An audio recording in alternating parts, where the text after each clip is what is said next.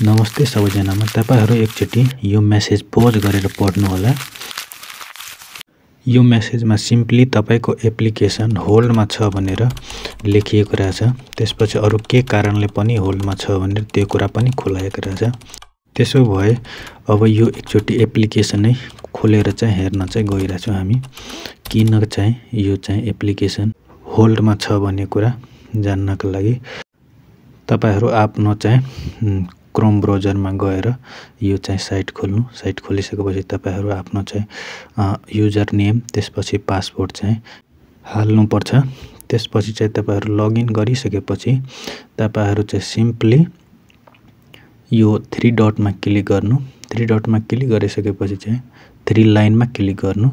3 लाइनमा क्लिक गरेपछि तपाईहरु चाहिँ जानु मेरो आवेदनमा गइसकेपछि तपाईहरु यहाँ आवेदन रोकिएको छ चाहे होल्डमा छ भनेर त्यसमा थिच्नु। त्यसपछि विवरण हेर्नुहोस्मा थिचेपछि तपाईहरु हेर्न सक्नुहुन्छ यहाँ सम्बन्धित सेवा चाहिने न्यूनतम शैक्षिक योग्यता अपलोड गर्नुहोस्। न्यूनतम शैक्षिक योग्यता अपलोड गर्न भन्दैछ। यसको लागि प्रोफाइल अपडेट गर्नुहोस्मा सिम्पली यहाँ थिच्नु।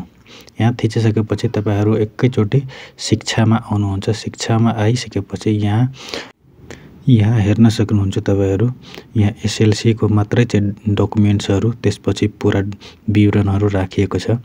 त्यही भएर चाहिँ यो एप्लिकेसन होल्डमा गएको रहेछ।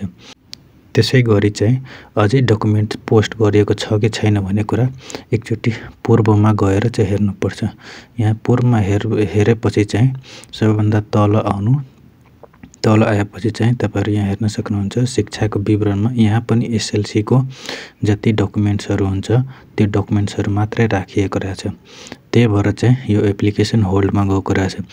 श्रेणी चाहिँ तेस्रो रहेछ। त्यसपछि पर्सेन्टेज पनि यहाँ सबै थोक लेखेको रहेछ। त्यसपछि अझै यतातिर आउँदाखेरि मूल विषय चाहिँ अर्थशास्त्र राखेको छ। ठिकै छ त्यो पनि। त्यसपछि यहाँ डकुमेन्टमा क्यारेक्टर हालेको रहेछ। त्यसपछि ग्रेड सिट भयो। त्यसपछि अरु चरित्र भन्नाले क्यारेक्टर पनि हालेको रहेछ। त्यसपछि अझै हामीले डकुमेन्ट एड गर्नु पर्यो यसमा।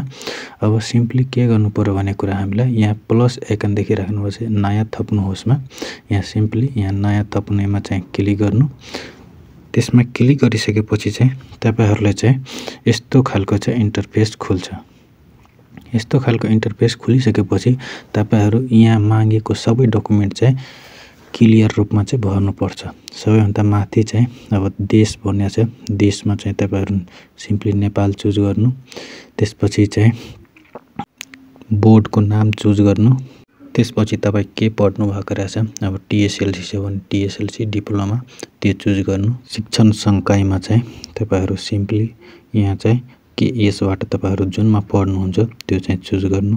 त्यसपछि तपाईहरु कुन ग्रेडले पास हुनुभएको थियो जीपीए चाहिँ यहाँ राख्नु पर्ने हुन्छ। सिम्पली चाहिँ यहाँ जीपीए टाइप गर्नु। अब जस्तै यो विद्यार्थी चाहिँ 76.34 चाहिँ ल्याएको थियो। त्यही भएर चाहिँ यति सिम्पली टाइप गर्नु। अब यो फर्स्ट डिभिजनमा पढ्छ भने यहाँ सिम्पली फर्स्ट डिभिजन लेख्नु। डिभिजन नलेख्दा पनि हुन्छ फर्स्ट मात्रै लेखिराख्नु। त्यसपछि चाहिँ मूल विषय अब तपाईहरु पढ्दाखेरि तपाईहरुको चाहिँ मेन विषय चाहिँ कुन थियो त्यो चाहिँ सिम्पली यहाँ लेख्नु। यहाँ अब यो मेडिसिन भएको कारणले चाहिँ यहाँ सिम्पली मेडिसिन लेखे। त्यसपछि तपाईहरु कुन चाहिँ इन्स्टिट्युटहरुबाट चाहिँ पढ्नु भएको छ त्यो इन्स्टिट्युटको नाम लेख्नु पर्ने हुन्छ। जस्तै चाहिँ यो विद्यार्थी आमदा इन्स्टिट्युट अफ हेल्थ साइन्सबाट चाहिँ पढेको रहेछ। त्यही भएर चाहिँ यहाँ चाहिँ आमदा इन्स्टिट्युट अफ हेल्थ साइन्स लेखे सिम्पली।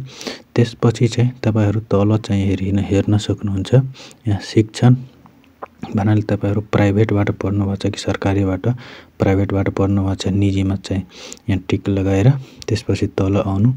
त्यसपछि चाहिँ तपाईहरु चाहिँ कुन वर्षमा चाहिँ उत्तीर्ण गर्नु भएको थियो त्यो टीएसएलसी चाहिँ डिप्लोमा पढेको त्यो चाहिँ सिम्पली यहाँ डेट चाहिँ चुज गर्नु। डेट चुज गरिसकेपछि चाहिँ सबैभन्दा इम्पोर्टेन्ट भन्नाले काम जुन चाहिँ हुन्छ यो 3 वटा डकुमेन्ट यहाँ राख्नु पर्ने हुन्छ। यो 3 वटा डकुमेन्ट पीडीएफ रूपमा राख्नु पर्ने हुन्छ। त्यही भएर चाहिँ तपाईहरुको चाहिँ फोनमा चाहिँ फाइलमा चाहिँ यदि जेपीजी रूपमा छ भने चाहिँ सिम्पली तपाईहरु त्यसलाई चाहिँ गुगल ब्राउजरमा गएर त्यहाँबाट चाहिँ पीडीएफमा चाहिँ कन्भर्ट गरेर यहाँ चाहिँ राख्नु। त्यसपछि हेर्न सक्नुहुन्छ यहाँ चाहिँ अहिले राखेको पुरै चाहिँ डिटेल्स चाहिँ यहाँ आइसकेको छ।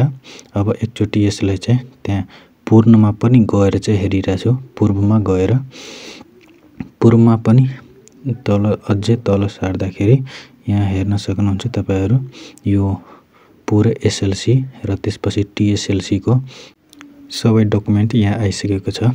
अब चाहिँ यो होल्डबाट चाहिँ तपाईलाई एप्रुभ हुनको लागि केही दिन टाइम लाग्छ। त्यसको लागि चाहिँ 2-3 दिन चाहिँ पर्खिनु पर्छ। त्यसपछि तपाईहरुलाई चाहिँ फेरि चाहिँ यस्तै खाले चाहिँ एउटा मेसेज आउँछ तपाईहरुलाई कि तपाईको एप्लिकेसन चाहिँ एप्रुभ भइसकेको छ भन्ने कुरा। त्यसको लागि चाहिँ पनि एउटा मेसेज आउँछ। अब साथीहरु तपाईहरु यस्तो खालको भिडियो चाहिँ हेर्न चाहनुहुन्छ भने चाहिँ मेरो च्यानललाई चाहिँ सब्स्क्राइब गरेर अनि बेल आइकन पनि थिचेर जानु।